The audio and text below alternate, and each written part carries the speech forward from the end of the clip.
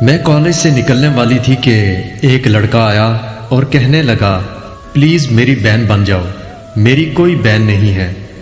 اس کے بے حد اصرار کرنے پر میں نے کہا ٹھیک ہے، آج سے آپ میرے بھائی ہو۔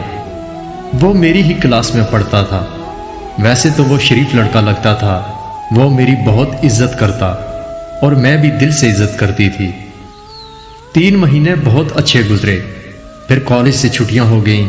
وہ مجھے کبھی کبھی میسج کرتا کہ بہن کیسی ہو، میں اسے رپلائی کرتی تھی۔ ایک دن اس نے مجھے میسج کیا کہ مجھے آپ اپنی پکچر دیں۔ میں نے حیران ہو کر کہا کہ آپ کیوں مانگ رہے ہو؟ وہ کہنے لگا کہ بہت دن سے آپ کو نہیں دیکھا اور ویسے بھی آپ میری بہن ہو۔ میں نے بھائی سمجھ کر اسے 2 پکچر سینڈ کر دی۔ پھر 5 دن تک اس نے کوئی میسج نہیں کیا۔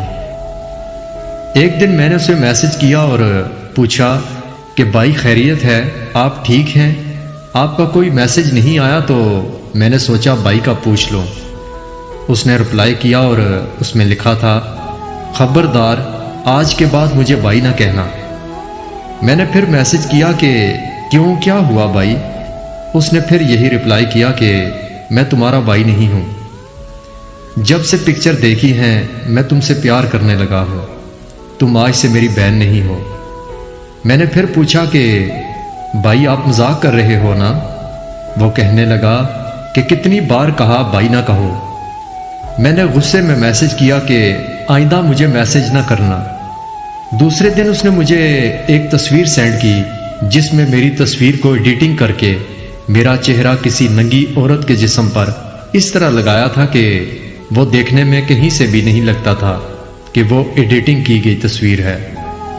یہ دیکھ کر میں سن ہو گئی، سمجھ نہیں آ رہا تھا کہ کیا کروں، کس کو بتاؤں۔ اتنے میں اس نے مجھے کال کی اور کہنے لگا ویڈیو کال پر آؤ۔ میں نے صاف انکار کیا اور وہ مجھے کہنے لگا کہ فیس بک کی فلاں آئی ڈی کو اوپن کرو۔ میں نے کال کاٹ کر آئی ڈی اوپن کی تو میری جیسے جان نکل گئی۔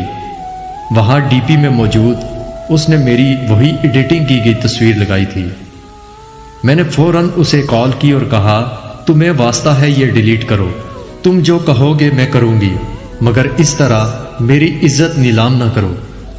اس نے میری تصویر ڈیلیٹ کی اور ویڈیو کال کر دی۔ میں نے کال پک کی اور خاموش بیٹھی دیکھتی رہی۔ وہ کہنے لگا اپنا دوپٹہ ہٹاؤ۔ یہ سنتے ہی میں نے کال کاٹ دی اور رونے لگ گئی کہ کیسے بھائی بن کر وہ میری عزت نیلام کر رہا تھا۔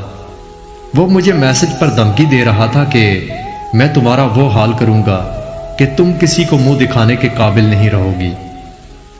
رات کو میں جانماز پر بیٹھی رو رو کر اللہ سے دعا کر رہی تھی کہ میری عزت کو بچا لے۔ یا اللہ میری اتنی چھوٹی غلطی کی اتنی بڑی سزا نہ دے۔